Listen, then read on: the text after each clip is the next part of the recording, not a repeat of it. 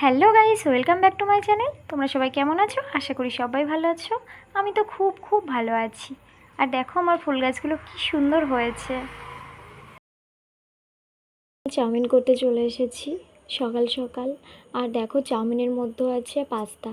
Chowmein আর pasta একসাথে করছি। তো এগুলো দিয়ে আমি ভেবেছি করব, কিন্তু আমার ছেলে বারণ করছে, বলছে না আমি ওগুলো খাবো না। একটু ভয়েস দিতে একটু আওয়াজ হচ্ছে, কারণ রাস্তার ধারে বাড়ি তো খুবই আওয়াজ হচ্ছে। তো দেখো আমি একটু আলুটা ভেজে নিচ্ছি আর বিন দিয়ে দিচ্ছি। এগুলো জানি না সেদ্ধ হবে কি না। আমি এগুলো দিয়ে কোনো দিন আমি অবশ্য চাউমিন করিনি, আজ আমি ফার্স্ট করছি। তবে আমার ঘরে আনা ছিল, তাই জন্য ভাবলাম করি। আর ক্যাপসিকামগুলো এতই বড্ড বড় করে কেটেছি, জানি না গলবে কি না। আর দেখো পুজো তো সামনে চলেই এসেছে, আর পুজো এসে যাওয়া মানেই আমার চাউ খাওয়া। মানে আমি মেলা দেখতে যাই আর ঠাকুর দেখতেই যাই, যে কোনো জায়গাতেই আমি গিয়েই চাউ কিনে খাই, জানো তো। আমি মানে বেশিরভাগ কোনো কিচ্ছু খাই না, আগে চাউ। আমার চাউটা খুব ভালো লাগে। তো দেখো আমার ক্যাপসিকামটা সেদ্ধ হয়নি, জানো তো। আর আলুটা গলেই গেছে, বিনও গলে গেছে, আর ক্যাপসিকাম সেদ্ধ হয়নি।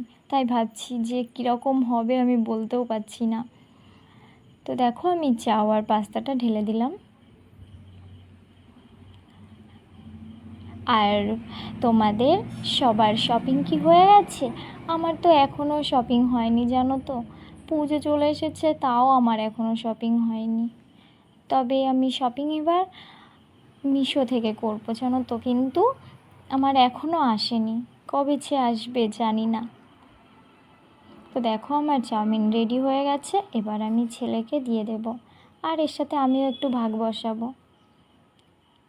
তো আমার জন্য একটু লঙ্কা আর পেঁয়াজ কেটেছিলাম, তো আমি এইটুকু খেয়ে নেবো আর আমার ছেলের প্লেটে দিয়ে দিচ্ছি। তো দেখো আমার মানে প্লেটে সাজানো হয়ে গেছে, এবার ছেলেকে দিয়ে দেবো। তো আমার ছেলে তো আগেই বলেছে আমি এইসব খাবো না। তো দেখো তুলে দিচ্ছে, আমিও তুলে দিয়েছি। কারণ কি বলো তো, মানে ক্যাপসিকামটা ভালো সেদ্ধ হয়নি, জানো তো। আসলে আমি তো ওটা পরে দিয়েছি, ওই জন্য সেদ্ধ হয়নি। কি ভুল যে করেছি, আর একটু সামান্য ছোট ছোট করে কেটে দিলে আমি অত না বুঝতে পারিনি, জানো তো।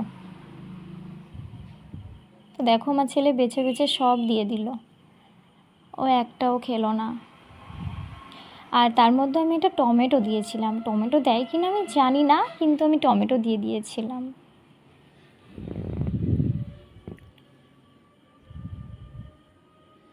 তো দেখতে পেলে আমার ছেলে সব দিয়ে দিল। আর দেখো ঘরের মধ্যেটা কি অবস্থা। আমি একটু গুছিয়েছিলাম, আর এই কটা দিন ধরে বৃষ্টিও হয়েছিল, তেমন একটু ঘরটা একটু গুছিয়ে রাখলাম। তবু গোছানো বলতে দেখো চাষের বাড়ি, আর কি গোছাবো বলো। চাষের বাড়ি তো একটু এরকম হবেই। আর দেখো আমাদের সিঁড়িটাও এখনও ঠিক গোছানো হয়নি, বাঁশের দেওয়া রয়েছে। আর দেখো এইটা আমি এই গাছের জল আমি রোজ পাল্টাই, জানো তো। খুব ভালো লাগে এই গাছগুলো। আর কি বলো তো, রোজ জল পাল্টালে সেই গাছটাও ভালো থাকবে, ওই জন্য প্রত্যেক দিনই আমি জলটা পাল্টে ফেলি।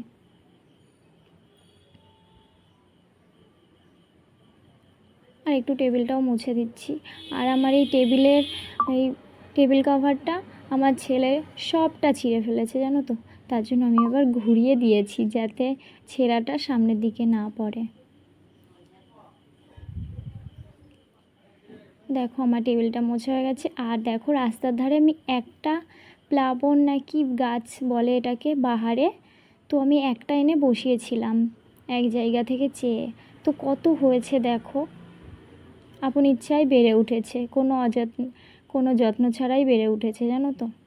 তো দেখো আমার ছেলে আবার একটা রুটি খেয়ে নিল, আর আমি এদিকে আবার নিচে রান্না করতে চলে এসেছি, উনুনে রান্না করতে এসেছি। আর আমার হাজব্যান্ড মাছটা কুটে দিয়েছে, তারপরে আমি একটু বাটনা বেটে আর মাছের ঝোলটা করে নেব। কারণ মাঠে জোন হয়েছে আমাদের, কি বলো তো, প্রায় জোন হয়, জানো তো, মাঠে। আর এই মাঠে জোন হলে রান্না করতে হয়।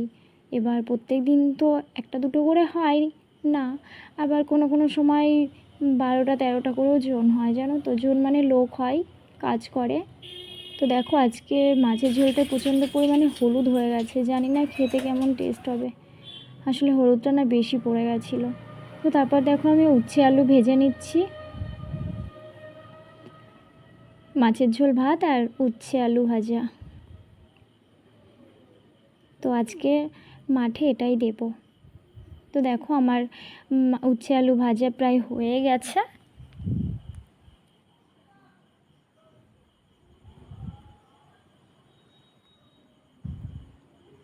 আর এই উনুনটায় ভীষণ জোরে জালও হয়, জানো তো, তাড়াতাড়ি আমার রান্নাটা হয়ে যায়। তো আর এই উচ্ছে আলু ভাজাতে লাস্টে নামানোর সময় একটু আমি গুঁড়ো লঙ্কা ছিটিয়ে দিই, জানো তো, খুব ভালো লাগে। আর দেখো আমার হাজব্যান্ড চলে এসেছে, নিজেই ভাত বেড়ে নিচ্ছে। তো মাঠে চলে যাচ্ছে এবার। তো আমিও কিছুক্ষণ পরে আমি মাঠে এসে জানো তো ডুমুর গাছ দেখতে পেয়েছি। আর ডুমুর গাছ দেখেই না আমার খুব ইচ্ছা হলো যে ডুমুর খাওয়ার। তো তার জন্য আমিও কটা ডুমুর ভেঙে নিলাম। আর জানো তো আমার একটা পিঁপড়ে কামড় খেতে হয়েছে, এত জোর কামড়েছে না, রক্ত বার হয়ে গেছে, জানো তো। তো তারপরে আমি বাড়িতে এসে দেখো আমি ডুমুরটা কেটে নিয়েছি এইভাবে। আর কী বলো তো, কচি ডুমুর তো, ওই জন্য আমার ভিতরের যে মানে ফুলগুলো, ওগুলো আমার ছাড়িয়ে নিতে লাগেনি, কারণ এগুলো কচি, ওই জন্য। আর দেখো সেদ্ধ করেছি, কী সুন্দর নরম হয়ে গেছে, হাতের সাথে মিলিয়ে যাচ্ছে। আর আমার ডুমুর খাওয়ার অনেক দিনের ইচ্ছা, জানো তো, আমি একদিনও ডুমুর খেতে পারিনি। তো এইবার ফার্স্ট আমি যাই হোক করে ডুমুরের চচ্চড়ি করব, করে খাবো। আমি তো একাই খাবো, আমার হাজব্যান্ড খাবে না, আমি একাই খাবো। তো এই জন্য অল্প একটুখানি করেই করছি, আর অল্পই এনেছি আমি ডুমুরটা। তো দেখো আমি আলুটা ভেজে নিচ্ছি। আলুটা আমার একটু বড় বড় কাটা হয়ে গেছে, একটু ছোট কাটলে ভালো হতো। তো দেখো আমি একটু গরম মশলা আর লঙ্কা জিরে ফোড়ন দিয়ে দিয়েছি, আর একটু পেঁয়াজ ফোড়ন দিচ্ছি। তারপরে ধনের গুঁড়ো, জিরের গুঁড়ো আর হলুদ লঙ্কা গুঁড়ো দিয়ে দেব। তো হালকা লাল লাল হবে।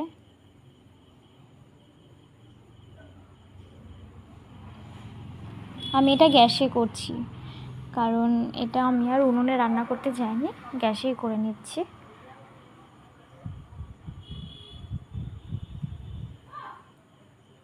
তো দেখো আমার ভাজা প্রায় হয়ে গেছে। তারপর আমি সব মশলা দিয়ে একটু জল দিয়ে কষিয়ে নিচ্ছি। আর কষানো হয়ে গেলেই আমি ডুমুরটা দিয়ে দেবো। এবার ডুমুর দিয়ে একটু কষিয়ে নিয়ে আলুগুলো দিয়ে আবার একটু কষিয়ে নেবো। আর গরম জল করে রেখেছিলাম, তো এবার আমি সেই গরম জলটা ঢেলে দেব। এটা আমি কোনো রেসিপিটা আমি কোনো সময় আমি দেখিনি, তবে এটা আমার আন্দাজেই করছি, জানি না কেমন হবে। আর আমি কোনো দিন খাইও নি ডুমুর, জানো তো, এই প্রথম খাচ্ছি। আমার খুব ইচ্ছা অনেক দিনের, আমি ডুমুর খাবো, তো তাই করছি। আর আমি এটা চচ্চড়ি মতোই করেছি। তো দেখো আমার ডুমুর রান্না রেডি হয়ে গেছে, আর এটাই হলো আমার ডুমুর চচ্চড়ি। তো এইবার আমি গরম গরম ভাত করেছি, আর এই গরম ভাতের সাথে আমি খেয়ে নেবো। আর পুরোটাই আমাকেই খেতে হবে, জানো তো, আমার হাজব্যান্ড খাবে না। তো দেখো আমি খাচ্ছি, আর খুব সুন্দর গলেছে, জানো তো, মানে সত্যি কথা খুবই সুন্দর লাগছে, একদম পুরো মাংসর মতো লাগছে। আমি ভাবছি আমি আবারও খাবো। আর দেখো কত সুন্দর গলেছে। আমার ভিডিওটা সম্পূর্ণ দেখলে, আর ভিডিওটা ভালো লাগলে নতুন যারা আছো সাবস্ক্রাইব করে দিও, আর পুরনো যারা আছো লাইক কমেন্ট করো। তো এখনকার মতো বাই বাই, টাটা, সুস্থ থেকো, ভালো থেকো। আরও একটা ব্লগ নিয়ে চলে আসবো আগামী দিন। Bye bye.